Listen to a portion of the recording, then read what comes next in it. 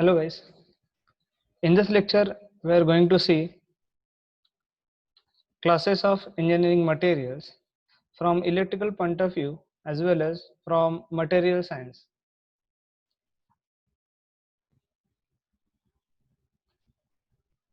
As electrical engineering point of view, the materials may be classified as conductors, resistor materials, inductors or dielectrics, insulators or dielectrics, magnetic materials, semiconductors, refractory materials, and structural materials. These are the materials classified as electrical engineering point of view.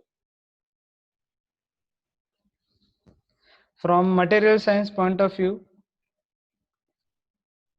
actually material science is nothing but a branch of applied science concerned with the investigating the relationship existing between the structures of materials and their properties. It is an interdisciplinary study of materials for entirely practical purpose.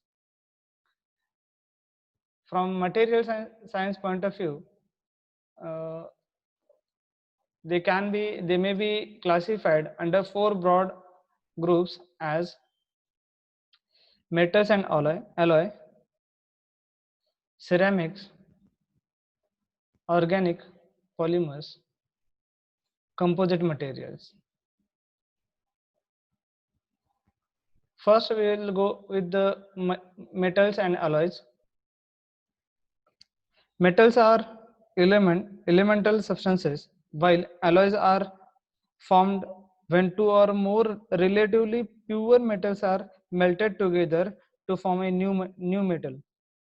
Metals are opaque, lustrous, and comparatively heavy. They are strong but can be rolled and hammered into shape and can be alloyed and welded. All these properties of materials flow from the metallic bond. The metals can be further classified as ferrous and non-ferrous. Similarly, we have ferrous and non-ferrous alloys. Metal alloys have properties like metals, even though alloys are composed of more than one type of atom. Their structure is one of the lattices and grains, just like as in pure metals. Some common metals and alloys are steels, aluminum, copper, brass, bronze, superalloys, etc. Next, ceramics. Ceramic material contains phases that are compounds of metallic and non-metallic elements. A phase is a physically separable and chemically homogeneous constitute of a material. Because there are many possible combinations of metals and non-metals. There are a multitude of ceramic materials. Most ceramics have crystal structures.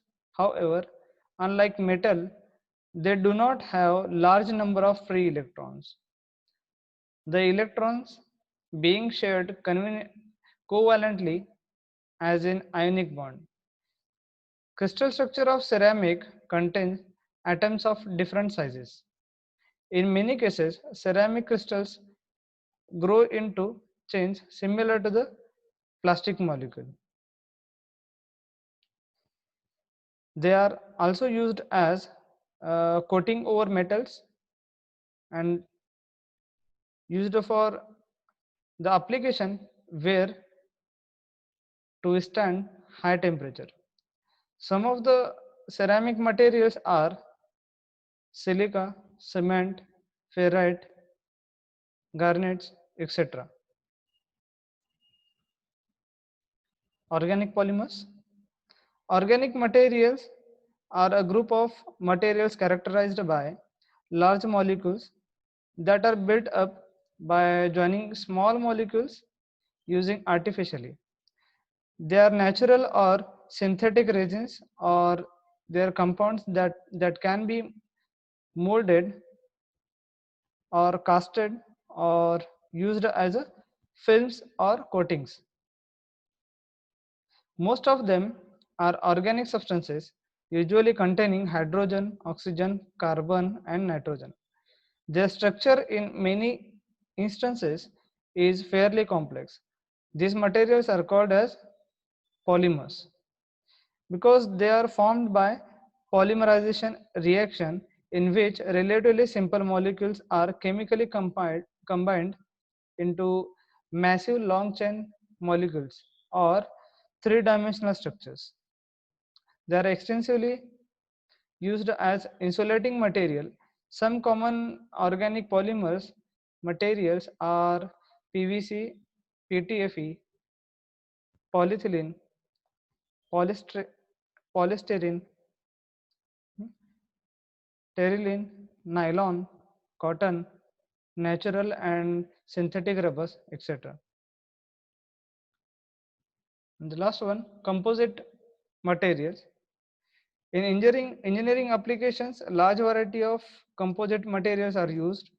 They could be a combination of metals and alloys and ceramic, ceramics, metals and alloys and organic polymers, or ceramic and organic polymers.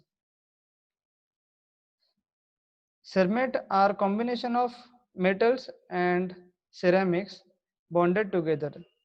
They combine some of the high refractoriness of ceramics and toughness and thermal shock resistance of metal.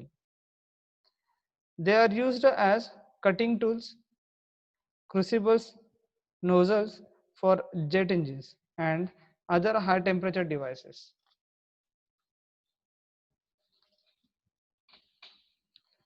Now, classification of solids from electrical engineering point of view. From electrical engineering point of view, the materials can be classified as conductors, insulators, or you can say dielectric materials, and magnetic materials and semiconductors. Let's see one by one.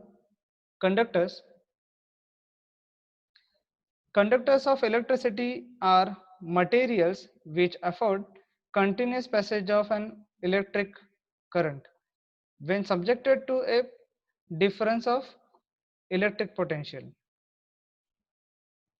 The greater density of current for a given potential difference, the more efficient conductor is said to be. High conductivity in metals is associated with the presence of free or conduction electrons. These electrons are able to move freely in the lattice and do not belong to any particular atom or metallic bonds.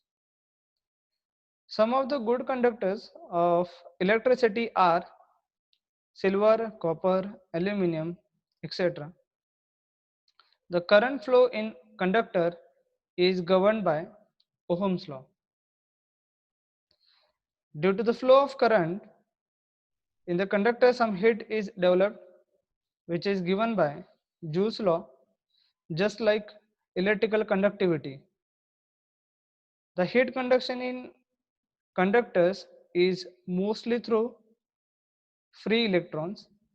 This exists a relation between the electrical conductivity and thermal conductivity. Low resistivity metals and alloys are used as a conductors and for electrical contacts. High resistivity alloys are used for resistors and as a heating elements. A special class of materials called superconductors, which exhibits almost zero resistivity when they operate below certain temperature. These materials have typical properties and find application as supermagnets and others. Next is dielectric materials. The the materials provide electrical insulation between two media which are at different potential and also act as stores of electrical charges, which is nothing but as in capacitors. When the main function is insulation, the materials are also called as insulating materials. And when charge storage is the mainly function, they are termed as dielectric materials.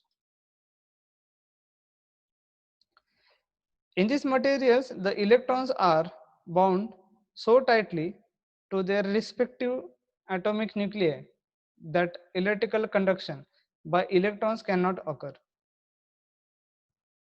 These materials show their effect under the influence of an electric field, and they give rise to phenomenon called polarization, which helps in storing the electrostatic energy. As in dielectrics, under the influence of an alternating field, their behavior can be understood by complex dielectric constant. A large number of gaseous, liquid, and solid insulating materials are available these days with excellent properties. One has to choose a specific material for an application after checking all the properties and making cost comparison cost comparison of different alternatives. The solid insulating materials are selected on the basis of their thermal withstand rating. Next one, magnetic materials. Magnetic materials are the materials which can become magnets or are attracted towards magnets. The particular properties of magnets have been known since lodestone were recognized 3000 years ago. Magnetic materials generate electric power, energize electric motors, reproduce sound and visual images, and store information in computers, etc. Through all materials are magnetic in the sense that they display some degree of reaction to magnetic field. Ferromagnetic materials show a strong tendency to concentrate magnetic lines of flux or to line up with the magnetic field. Of the pure elements, only iron, cobalt, nickel, and gadolinium are known to be magnetic in the sense at ordinary temperatures. The desired properties in the magnetic materials can be obtained by a combination of these metals with other elements to form alloys, which generally have to be subjected to certain heat treatment to bring about the desired result. Magnetic materials can in general be divided into two primary classes as hard magnetic materials, which is also known as permanent magnet, and non-permanent, that is called as soft magnetic materials. The former comprise those materials which on removal of external magnetic field show a strong tendency to remain magnetized in the direction of initial applied field. And the last one, semiconductors. It is usual to define a semiconductor as material whose electrical conductivity is intermediate between that of metal and insulator. This valid definition is not sufficiently precise.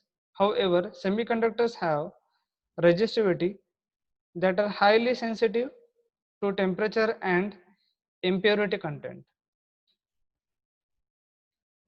Semiconductors are crystalline materials. In semiconductors, the motion of valence electrons of one atom is coordinated with the motion of those of an adjacent atom, so that covalent bond is imposed between them. Silicon and germanium are the best known semiconductor materials,